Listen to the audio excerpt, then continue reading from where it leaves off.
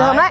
Mà mùi chị đi rất nhiều các nhà máy nấu cao rồi, nhưng mà cái mùi này có thể nói là không có thứ hai trên thị trường. Đúng không? Cái mùi này nó rất là đặc trưng, nó rất là đặc biệt khi ngửi. Thậm chí là chị kế toán trưởng ấy bảo là em không biết sếp như thế nào chứ cứ sếp lên văn phòng này em lại ngửi thấy cái mùi cao này. Nó dính hết vào người à? Công ty có lên có một cái văn phòng ở thành phố Hồ Chí Minh. Đấy, thì khi mà đang làm việc ở đây và lên làm việc với khu văn phòng Hồ Chí Minh thì bảo là chị kế toán trưởng mà không hiểu thì sao lại chị vẫn ngửi thấy cái mùi cao của nhà máy. Chắc là hít lâu hít nhiều quá nó vào hết. Ở đây có thể là ám vào người. Không, nó kiểu như hít hết vào từng tế bào rồi. Mọi người đến thiên dược mọi người sẽ thấy những cái điều mình nói là thật, không phải đùa đâu. Tại vì là cái cây cưới ra này là bảo hộ giống cây trồng duy nhất Việt Nam, chỉ có một mình thiên dược có thôi. Đó là mình đang đứng ở đây mình nói, chứ không phải là mình nói theo kiểu marketing truyền thông hay là nói theo kiểu là chiêu trò để bán hàng, là không có các bạn ạ. Tại vì là khi các bạn thấy ở ngoài đời mình livestream một mình rất là lông nhông luôn. Nhưng mà mình ngồi trước các nhà khoa học là các bạn biết là mình chỉ còn thành con kiến luôn ấy. Nên là các thầy là một kho tàng trí thức và mình phải có sự tôn trọng nhất định. Và bản thân khi mình đến đây là những cái gì mình phát ngôn là nó phải đúng các bạn ạ. Nếu không đúng thì rất là nguy hiểm đối với lại mình và đối với lại cả thiên dược luôn. Tức là thật sự là những cái loại mà cây mà để chiết xuất ra được cái loại thuốc thì chỉ có thiên dược có. Nó đã được bảo hộ giống cây trồng mà ngoài thị trường không có, đúng không? Đúng rồi. Do giám đốc nói nhá, ai tội đâu giám đốc chịu. Thì xin phép được cung cấp toàn bộ những cái thông tin mà chính xác nhất. Thì hiện tại là thiên dược có những cái gì thì vừa đã chia sẻ ở phần trên thì hiện tại thì thiên dược đang có bằng bảo hộ giống cây trồng của cây rau sam TSS, cây sền gai TSS, đặc biệt là cây chi nữ Cây là cái giống bảo hộ giống cây trồng. Và từ nguyên liệu chi nữ Cây đấy thì ra được những cái sản phẩm khác với nhau trên thị trường mà chúng ta sẽ được cầm nắm, được nghiên cứu và thậm chí là chúng ta có thể mua về chúng ta sử dụng. Đấy. Thì hy vọng là sẽ có quả ngọt khi chị Hường là cổ đông chiến lược gần đây. Và chắc chắn rồi, không phải lo, cái đấy tự tin. Cái điều chắc chắn. Thì lát nữa thì cameraman quay đây thì tôi sẽ mời chị Hường một trái dừa. Đây có dừa này mọi người này, vườn dừa. Trái dừa là cũng là cái quả mà trồng lên từ tại nhà máy thì vừa làm trồng làm cảnh quan bóng mát cũng như là chúng ta có thể sử dụng uống được. Đấy. Đây mọi người ơi, dừa chín, dừa này ăn được rồi, gọi là dừa già rồi hay cái gì nhỉ? Dừa để uống ấy ạ. Ý gọi là già hay gọi là chín nhỉ? Dừa nó chín cũng được, già cũng được, tùy vùng khác nhau. Đây mọi người ơi, dừa này uống được rồi. Đấy, đây là một vườn dừa. Và đây khu đất bên này cũng là thuộc sở hữu của thiên dược. Đúng rồi ạ. Và nói ra thì chắc là mọi người buồn cười lắm đúng không? Khi em mua cái thiên dược này là em cho kiểm toán nhỉ? Hôm đấy đội vào thuê là kiểm toán đúng không? Đúng rồi ạ. Mình thuê đơn vị kiểm toán độc lập đi vào kiểm toán thiên dược. Còn bản thân mình nói có trời có đất là hôm nay bước đến đây là lần đầu tiên. Nhưng vì là yêu nó quá, vì gọi là bị nó ma lực, nó hút bởi một cái gì mà mình không lý giải được, và mình quyết định mình mua nó, mình thề luôn mình không hề biết đất nó có bằng nào. Đấy, để mọi người phải hiểu là khi chắc chắn mọi người dùng sản phẩm của thiên dược, mọi người cũng sẽ bị hút bởi nó giống như mình đấy. Tại vì giống như nãy thầy nói là các bạn có một cái niềm tin ấy, là kể cả khi sử dụng sản phẩm hoặc uống thuốc sẽ hiệu quả được tốt hơn. Thì bản thân mình mua thiên dược đúng là cái kiểu không hiểu luôn các bạn ạ. Khi đến đây bằng cả con tim luôn. Và mình cũng không, nói thật nha, kể cả thiên dược không có miếng đất nào mình cũng mua. Tại vì mua là mua cái linh hồn của nó. Thế nên là đến lúc đây thấy như thế này mình vui quá. Tại vì chỗ này mình lại xây thêm được cái nhà máy nữa để đáp ứng được công suất cho khách hàng. Nên là vui lắm mọi người ạ. Các thầy cô thì rất là giỏi nhưng mà chỉ trăn trở về phần đầu ra. Tại vì như thầy nói đấy, rất nhiều các cái đề tài, nhưng là nghiên cứu xong rồi đắp sổ, cất vào tủ. Đấy, mà thêm một yếu tố nữa là ngày xưa thì bản thân cô Trâm thì cũng rất là thương bệnh nhân, thì dẫn tới là cô đặt giá là gần như là cái giá mà thuê sản xuất là không có lời luôn, để cung cấp được thuốc cho nhiều người. Nhưng dẫn đến sản phẩm là cô thì cũng không có cái ngân sách để làm marketing. Thì dẫn đến nghĩa là vì là làm tốt quá, rẻ quá, chỉ phục vụ để cho người dân thì là thậm chí là sản xuất còn bị âm ngược vốn của cô. Bị lỗ à? Nên là không có ngân sách để làm marketing nên là mọi người không biết đứng được nhiều. Mình đứng ở cái biển này đi. Hôm nay thì rất may là có cổ đông chiến lược là chị Hoàng Hường vào công ty Thiên Dược. Thì hy vọng cái phần làm marketing truyền thông của chị để thêm công nhân ở vùng trồng, những cái bà con mà đang xới cỏ, đang bắt sâu hàng ngày, cũng như là những anh em công nhân lao động mà đang làm việc tại nhà máy thì họ có thêm cái cuộc sống tốt hơn. Mọi người nghe lời chia sẻ của anh Đại là chắc mọi người, những mà ai mà chưa hiểu về thiên dược thì chắc là nghĩ sẽ là đang nói khéo đúng không? Để mình kể cho các bạn nghe là hôm qua mình nghe một câu chuyện này là những người từng làm ở thiên dược để các bạn biết là họ yêu thiên dược đến mức như thế nào. Từ những cô nông dân nhỉ? Nông dân hay là gì? Công nhân ạ. Từ những cô công nhân mà làm cỏ là cô cống hiến với Thiên Dược 24 năm. Là mọi người biết đấy, rồi từ anh mà vùng trồng anh đến với Thiên Dược từ năm anh 20 mấy tuổi đến bây giờ tóc anh bạc rồi. Anh Nguyễn Tiến Mạnh, anh giám đốc vùng trồng mà anh đấy từ cái thời mà sinh viên anh ấy tốt nghiệp Đại học Kinh tế Quốc dân. Đấy, xong anh đấy được theo cô luôn, đi vào vùng trồng Đồng Nai luôn. Đến bây như giờ một chàng trai rất là trẻ, chưa vợ con gì, và đến bây giờ là đầu anh ấy đã bạc rồi. Con anh còn lớn rồi. Đấy, để mọi người hiểu là Thiên Dược nó có một cái ma lực gì đấy, nó hút tất cả những ai mà tài vào đến đây là không thoát ra được các bạn ơi. Bởi vì sẽ cảm thấy là ở Thiên Dược này, theo như cái, xin lỗi với mọi người đây là mình mạn phép mình nói, bởi vì bên mình tư cách cổ đông rồi mình mới nói được. Mình cảm nhận đấy giống như mình chia sẻ hôm qua với nhân viên thì mình như là cha trời mẹ đất ban tặng ấy. Là cha trời là ban tặng là cho chúng ta được một nhà nghiên cứu khoa học tài giỏi, đó là cô Trâm. Và mẹ đất là ban tặng cho chúng ta cái cây. Và cô Trâm là người mà lĩnh hội tất cả những cái tinh hoa yếu tố phù hợp để ra được một loại thuốc. Và theo như kinh nghiệm của mình thì tại thời điểm hiện tại ở Việt Nam duy nhất có một mình Thiên Dược là ra đời được loại thuốc mà được xuất khẩu ra nước ngoài. Ở dưới dạng là gọi là gì nhỉ? Thuốc từ cây thảo dược. Thuốc từ cây thảo dược được xuất khẩu ra nước ngoài. Từ cái bà đặc biệt cũng chia sẻ thêm như là thuốc điều trị u xơ cổ tử cung đầu tiên trên thế giới đấy, của Việt Nam mình luôn. Thì còn trên thế giới thì bản chất cũng được như thế luôn đấy. Cô là người đầu tiên ghi vào cái gì nhỉ, bản đồ khoa học cái gì thế giới về cây trinh nữ hoàng cung này có tác dụng chữa bệnh u nang nhân sơ. Đấy mọi người hiểu không ạ? Nghĩa là đây là một nhà khoa học không chỉ nổi tiếng Việt Nam đâu mà nổi tiếng cả thế giới luôn. Nghĩa là cô là người phụ nữ cực kỳ là tài giỏi. Theo như mình thì ngoài tài giỏi thì chắc là mình nghĩ là cô phải nắm một sứ mệnh lớn. Nếu như nói về tâm linh ấy, mình hiểu là cô phải có một sứ mệnh rất là lớn. Bởi vì mọi người biết là các bạn cứ check đi cho mình là ở thế giới luôn không có bất kỳ một nhà khoa học nào mà có cái sản phẩm của từ Việt Nam mà từ cây từ thiên nhiên mà xuất ra nước ngoài không có đâu. Nếu có thì chỉ có mình Thiên Dược thôi, xuất qua Mỹ, xuất qua các nước thì các bạn phải hiểu đó là một nhà khoa học giỏi. Nhưng mà đây cái câu chuyện này mình vẫn phải muốn nói, đây là mạn phép mình nói là mình nghe một câu chuyện mọi người nói là cô Trâm là một người rất là giỏi và nếu mà cô đi về kinh tế thì cô giàu từ rất lâu rồi.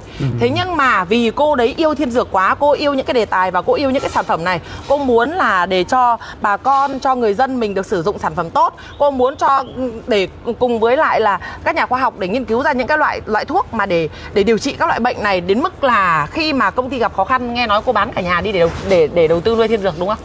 Đấy là việc thực tế là cô đã chia sẻ ở đây thì cũng hơi đời tư của cô, nhưng mà thực tế là cô đã phải bán rất nhiều tài sản giá trị, trong đúng đó rồi. có đất đai rất nhiều đấy, để nghiên cứu ra cây trinh nữ cười la. Ngoài ra thì cô cũng nghiên cứu rất nhiều các cây khác nữa. Trong đó thì có những cây rau sam, cây rền gai, như cây đinh năng nữa cô cũng nghiên cứu. Như cây đinh năng thì trong đó có bao nhiêu loại giống đinh năng khác nhau, nhưng cô lại tìm được cái giống đinh năng lá nhỏ. Thì những cái sản phẩm như vậy thì rất mong là sắp tới thì sẽ chia sẻ cho mọi người. Xin lỗi nhá, đây thật sự xin lỗi, đáng ra là chuyện cá nhân của cô mình không nên nói, nhưng mà mình muốn chia sẻ để các bạn biết được rằng đây là một nhà nghiên cứu khoa học, đối với mình là đáng trân trọng các bạn ạ. Đáng trân trọng. Nếu mà vì tiền hoặc vì kinh tế thì cô cũng sẽ không đưa cái giá nó chia sẻ với mọi người là giá thành sản phẩm. Giá thành sản phẩm, còn bán bị sao cho giám đốc nào? Bị lỗ. Bị âm, nghĩa là bán ra có khi còn rẻ hơn cái giá mà từ đầu vào. Và các bạn biết là nếu như mà các loại khác ngoài thị trường các bạn sẽ phải nhập nguyên liệu. Ví dụ như cái người trồng nguyên liệu người ta phải lấy lãi một lần. Người trồng nguyên liệu xong là đến cái nơi này lên nấu cao, người ta lại phải ăn lãi tiếp một lần nữa. Nấu cao người ta lại xuất cho các nhà máy này lại ăn lãi một lần nữa. Nhà máy này sản xuất ra các viên thuốc chắc chắn phải lãi một lần nữa. Xong rồi đưa đến nhà phân phối lại lãi một lần nữa. Xong đưa đến các đại lý lãi một lần nữa, rồi mới đến tay người dân, đúng không? Còn ở đây một phát đúng từ vùng trồng đến thẳng tay các bạn, mà các bạn biết là mà công ty vẫn gọi là lúc nào cũng nỗ lực và cố gắng để đưa được những sản phẩm, những loại thuốc tốt đến với tay bà con. Và mọi người biết những các sản phẩm khác mình quảng cáo mình không dám nói là thuốc, nhưng ở Thiên Dược hiện tại là đang là thuốc điều trị. Đấy, điều trị tuyến tiền liệt, điều trị u vú, u xơ cổ tử cung và phi đại lành tính tuyến tiền liệt. Đấy là những cái mà ưu điểm, và cả trĩ nữa nhỉ. Và trĩ thì suy giãn tĩnh mạch và gan thì đang là nghiên cứu đề tài đối với lại ung thư gan. Về trĩ và suy giãn tĩnh mạch thì hai cái sản phẩm này thì đang được xin cấp phép là thuốc ở bên Bộ Y tế. Còn sản phẩm về nghiên cứu ứng dụng flavonoid từ cây chính ngữ cới la giúp cho điều trị ung thư gan thì cũng đang trong quá trình nghiên cứu lâm sàng ở giai đoạn 2 tại bệnh viện ung biếu bệnh viện K Hà Nội đấy và bệnh viện ung biếu Thành phố Hồ Chí Minh. Đấy thì là những cái sản phẩm đó. Các bạn nghe và tự hào về thiên dược chưa? Đã biết tại sao mà tôi gọi là yêu nó đến thế chưa? Thế các bạn thấy không ạ? Thế nếu như theo như mình thì nếu nhà nghiên cứu học này không có cái sứ mệnh lớn thì họ sẽ lựa chọn một con đường khác đi, đúng không? Còn đây cái sứ mệnh họ lớn thì họ kể cả là dù sau này có điều gì với nhà khoa học thì chắc chắn là đối với mình thì họ là một cái gì đã giúp rất là nhiều những bệnh nhân, và họ đã giúp cho sau này những cái đề tài này, những cái sản phẩm này, những loại thuốc này sẽ họ giống như một người thầm lặng đứng đằng sau ấy, đứng đằng sau, và để có những loại thuốc đi ra thị trường thì có thể các bạn sẽ chưa bao giờ biết cô Trâm là ai, tại vì họ là nhà nghiên cứu học, họ không phải là người ồn ào như mình. Nhưng mà mình cũng mong rằng các bạn hiểu được rằng là mình mà có hiền quá thì lại bán hàng không được, đôi khi mình hơi hâm hâm một tí, nhưng mà bản thân mình sau cùng tất cả ấy, thì mình cũng sẽ cố gắng làm sao để an toàn nhất đối với thiên dược, an toàn nhất đối với lại công ty, và mình cũng là sự trân trọng nhất đối với lại thuốc và sản phẩm của công ty để đưa đến tay khách hàng, đến tay với lại tất cả bà con trong và ngoài nước. Với như mọi người đã nhìn thấy ạ, công ty cổ phần dược phẩm Thiên Dược, trời thương con người, trời sinh cây cỏ, tức là giống như là giám đốc công ty vừa có chia sẻ là ý rằng là ông trời sinh ra con người thì trời sẽ sinh ra những loại thuốc để chữa được bệnh cho con người. Thì sau những cái câu chuyện này, cái hành trình ngày hôm nay thì mong mọi người sẽ yêu thiên dược hơn, hiểu về thiên dược nhiều hơn, biết về các sản phẩm thiên dược nhiều hơn, và sẽ ủng hộ đồng hành cùng mình trong con đường đi tiếp theo nhá. Và thật sự với mọi người, đáng ra mình bán hàng từ lâu rồi, nhưng mình đợi chờ cái ngày này là mình vào thiên dược để mình tận tai nghe mắt thấy tay sờ, quay cho các bạn tất cả những cái hành trình, những cái điều mà nó đang có ở đây để các bạn hiểu về thiên dược. Các bạn cũng sẽ hiểu về tại sao mà mình yêu sản phẩm như thế, và tại sao mình có thể nói 3 tiếng 5 tiếng đồng hồ, mà mình nói thật luôn nhé, mình nói một đời về thiên dược. Mình thề với các bạn luôn là ngày nào con thở con nói. Bởi vì yêu nó quá, bởi vì đam mê nó quá, bởi vì mình có làm tốt đến mấy, dù mình có nhiều tiền đến mấy, dù mình thành công đến mấy, dù mình bán được bao nhiêu hàng đến mấy, thì trong mắt những người có trình độ thì mình chỉ là con buôn.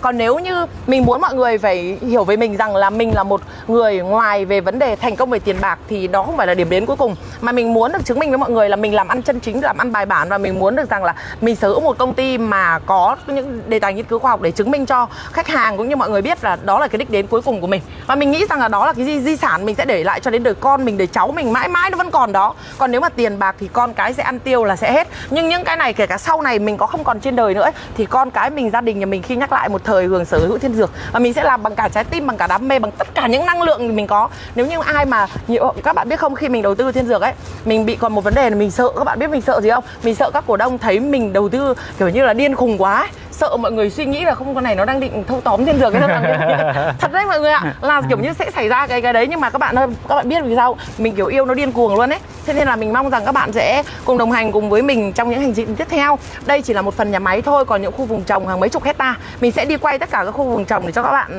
xem. Đi vùng trồng nếu mà đạp xe thì chắc là hết một vòng thì từ sáng đến tối. Một khu vùng trồng rất là rộng, và mình sẽ dẫn mọi người đi dần dần. Mình sẽ ở đây vài ngày nữa để mình quay cho các bạn, và tạm thời thì mình kết thúc hành trình chia sẻ với lại giám đốc của thiên dược ở đây để chúng mình sẽ ăn trưa, vì mình hôm nay ăn trưa với thầy. Đấy, và mọi người ơi, chia sẻ lại một lần nữa cho các bạn không phải bất ngờ nha. Khi ngoài đời mình có thể lông nhông đến mấy, nhưng khi bước vào thiên dược thì mình sẽ phải hạ cái tôi của mình xuống rất là nhiều. Và đặc biệt nữa là khi vào với các thầy ấy thì mình lại càng phải nhỏ bé. Thứ nhất là về tuổi tác, thứ hai về trình độ tri thức, thứ ba là mình chỉ là thế hệ kế cận thôi. Thế nên là các bạn sẽ thấy là mình ở bên các thầy mình như con mèo ấy.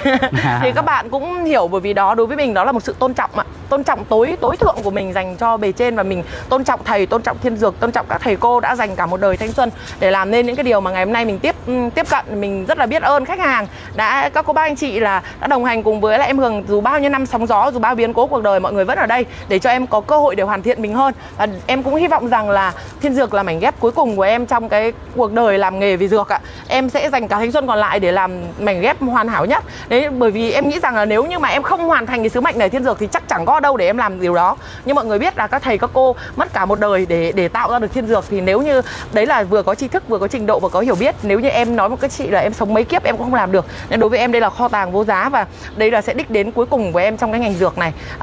Em sẽ chinh phục nó. Sau này có thể làm lĩnh vực khác em không biết, nhưng với dược thì em sẽ bài bản về nó, và đấy là một cái tôn chỉ trong bản thân em. Nên là rất là biết ơn khách hàng, biết ơn tất cả mọi người, và biết ơn tất cả các anh chị em vùng trồng, anh chị em nhà máy. hy vọng rằng là sếp Đại sẽ cố gắng để làm sao mà cho tiến hành xây dựng nhà máy thật nhanh để đưa vào hoạt động để đảm bảo được công suất sản lượng đưa đến tay khách hàng trong ngày nước. Thì thay mặt anh em Meli xin gửi lời cảm ơn trân trọng tới lại là tất cả các thầy các cô, các anh chị em vùng trồng, anh chị em nhà máy sản xuất ở Thiên Dược. Xin được cảm ơn toàn thể thành viên của gia đình Hoàng Hường. Xin được cảm ơn chị Hường, cũng là một, không thể gọi là một vị khách được, đây là sếp của tôi.